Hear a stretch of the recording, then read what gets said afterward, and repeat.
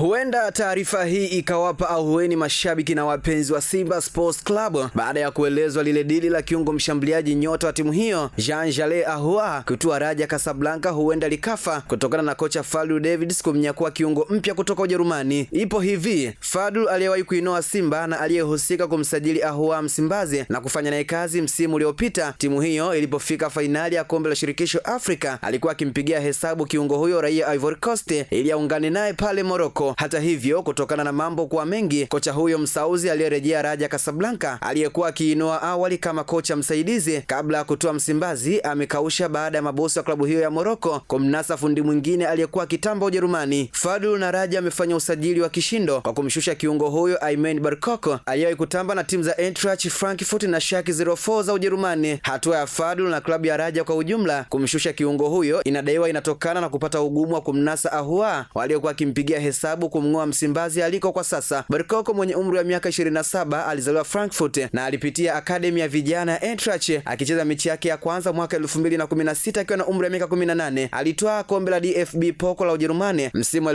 2017-18 na pia alishinda kombe la UEFA Europa League akiwa na Frankfurt mwaka 2022. Kwa ujumla kiungo huyo amecheza mechi 113 za Bundesliga akichezea Frankfurt, Mainz 05 na Fortuna Düsseldorf, ingawa mkataba wake wa mwisho ulikuwa na Schalke 04 inayoshiriki Bundesliga tu. Hata hivyo, mchezaji huyo wa kimataifa wa Morocco sasa amekamilisha uhamisho wake wa kwenda Raja ambapo atalenga kusaidia Fadlu na benchi lake la ufundi kuwania na hatimaye kutoa taji la Botola Pro. Kutokana na kutua kwa Barkoko, huenda ikawa nafuu kwa Simba kusaliwa na Ahoua aliyemaliza kama kinara wa mabao wa klabu hiyo ligi kuu bara msimu uliopita akifunga magoli 16 na kuasisti 9 na kumfanya ahusike katika mabao 25 akiiwezesha Simba kumaliza nafasi ya pili na pia kutinga fainali ya CAF na kupoteza kwa mabao 3-1 mbele ya RS Berkane ya Morocco. Msimu huu Ahoua ameshindwa kuonesha makali akipoteza namba katika kikosi cha kwanza tangu alipoondoka kocha Fadlu, kiasi cha kuibua tetesi kwamba alianzisha mgomo baridi wa kutaka kuachwa asepe na kuchelewa kambi ya timu hiyo iliyo chini ya kocha Steve Barker. Hata hivyo, inaelezwa mabosi wa Simba wamechuna kumwachia nyota huyo kwa kumsikilizia kwanza kocha huyo mpya aliyetua kutoka Stellenbosch aliyemtumia katika mechi ya nusu fainali ya kombe la mapinduzi 2026 ambayo Simba ilipoteza mbele ya Azam FC kwa bao 1-0. Licha ya kwamba dili la kwenda Raja linaelezwa limekufa, lakini nyota huyo inadaiwa anauzwa na Simba katika klabu nyingine iliyopo Uarabuni. Nikinukuu moja ya chanzo kimesema kwamba Ahoua sidhani kama ataendelea kuitumikia Simba kwa mechi zilizosalia, kwani inaelezwa kuna klabu imemalizana na viongozi na wakati wowote ataondoka kwenda kujiunga, mwisho kunukuu.